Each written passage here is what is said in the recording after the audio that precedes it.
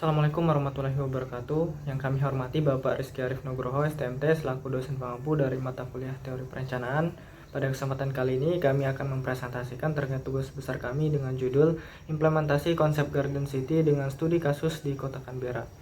Adapun kami dari kelompok 7B dengan beranggotakan Ajeng Mediani Putri, Miswar Aryansyah, dan Firna Atha. Adapun konsep Garden City, konsep ini dicetuskan oleh Ebenezer Howard, yang mana konsep ini merencanakan kota dengan menggabungkan area hunian, industri, dan pertanian dengan proporsi yang seimbang. Tujuannya adalah untuk merubah dan memadukan bagian kota dengan area hijau, serta dilengkapi pula dengan fasilitas dan penyediaan hunian yang layak dan terjangkau. Adapun sejarah awal dari lahirnya konsep ini adalah sejak revolusi industri di Britania Raya di akhir abad ke-18, di mana pada saat itu ada banyak industri yang memerlukan tenaga kerja dan kemudian mendorong terjadinya urbanisasi secara besar-besaran. Urbanisasi tersebut yang terjadi pada akhirnya menimbulkan berbagai masalah di area kota maupun di desa, dan kehidupan di perkotaan cenderung tidak layak, di mana adanya kemiskinan, permukiman kumuh, polusi, hingga penyediaan drainase dan air yang tidak layak digunakan, sehingga timbul wabah penyakit kolera yang memakan banyak korban. Sehingga konsep Garden City ini muncul dengan tujuan untuk mereformasi sosial dengan menciptakan keterpaduan dengan memadukan dengan mengusulkan kota-kota taman di sekitar pusat kota yang terhubung dan dilengkapi oleh fasilitas serta penyediaan hunian yang layak dan terjangkau untuk masyarakat kelas rendah hingga kelas menengah. Adapun yang menjadi 3 unsur utama dari konsep ini adalah keterpaduan dari town, country, dan kekuatan town country-nya, di mana town atau kota sebagai daya tarik ketenaga kerjaan, kesempatan kerja, dan kesempatan untuk berkembang. Kemudian country atau desa dengan daya tarik alam seperti lahan yang luas, bersih, dan sehat, dan town country yang dapat menunjang satu sama lainnya. Selanjutnya adalah Canberra sebagai Garden City. Canberra merupakan ibu kota federal persemakmuran Australia, di mana wilayahnya menempati sebagian wilayah ibu kota Australia, tepatnya di tenggara Australia dan berjarak sekitar 150 mil atau 240 km dari barat daya Sydney. Canberra terletak di seberang Sungai Molonglo yang merupakan anak sungai dari Sungai Murrumbidgee.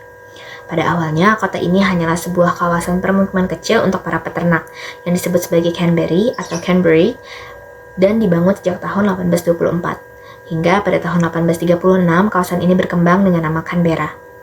Konsep Garden City dalam pengembangan ibu kota telah diterapkan pada kota Canberra, di mana rancangan kotanya mengarah pada penataan lingkungan dan akses warga untuk dapat menikmati pergerakan dengan berjalan kaki menuju pusat-pusat aktivitas, termasuk ke pusat pemerintahan.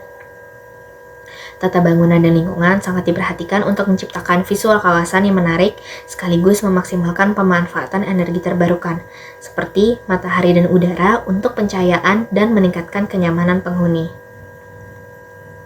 Seiring dengan perkembangan kota, pada era modern di tahun 1990-an dilakukan intensifikasi lahan, dengan arah pengembangan kota difokuskan ke pinggiran kota, sebagai bentuk pemanfaatan lahan secara berkelanjutan dan juga terencana. Konsep Garden City ini dipilih untuk diimplementasikan pada Canberra sehingga masyarakat Australia menyebut ibu kota baru sebagai The Bush Capital. Lokasi Canberra mengutamakan keserasian dari landscape, topografi, dan keindahan alam. Nama Canberra sendiri diserap dari kata lokal yaitu Canberra yang memiliki arti sebagai tempat berkumpul atau the meeting place. Pada kota Canberra, terdapat 3 elemen Garden City yang digunakan, yaitu jalan, blok, dan tempat tinggal. Pada jalan tidak hanya digunakan sebagai akses kendaraan, tetapi digunakan sebagai akses berkumpulnya masyarakat dan menjadi parameter penentu karakter kawasan pinggiran kota. Pada kota Canberra sendiri, sepanjang jalan memiliki RTH di antara garis bangunan di kedua sisi jalan, setback, pagar, landscape, jalan masuk, tepi jalan, dan layanan utilitas. Semua fasilitas yang terlihat ini mengendalikan kualitas lingkungan pada kota Canberra sendiri. Kemudian pada blok, kota Canberra memastikan kualitas lingkungan pada masing-masing blok yang akan mendorong terciptanya lingkungan yang sehat di pinggiran kota. Dengan taman depan membatasi garis properti dan taman belakang mempengaruhi penampilan bangunan di jalan dan berkontribusi terhadap terciptanya lingkungan yang sehat bagi penghuninya. Kemudian pada tempat tinggal.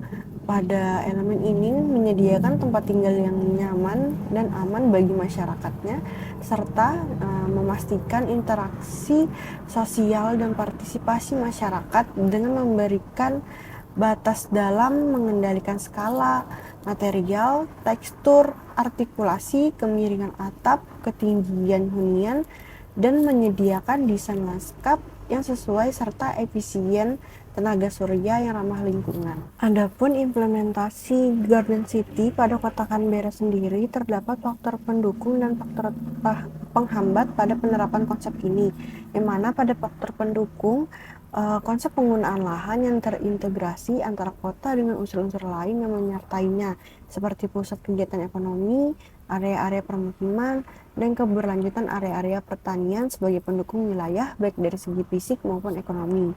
Kemudian adanya livable street dan neighborhood. Adanya elemen ini menggabungkan integrasi antara pepohonan, taman, ruang terbuka, udara yang bersih dari polusi. Kemudian adanya integrasi dari aktivitas masyarakat. Adanya integrasi ini seperti bekerja, bermukim, berbelanja, kegiatan rekreasi dan rohani yang ditempatkan dalam zoning yang mudah diakses, dengan bertujuan untuk memastikan bahwa kepentingan penduduk diperhatikan dalam pembangunan kota ini.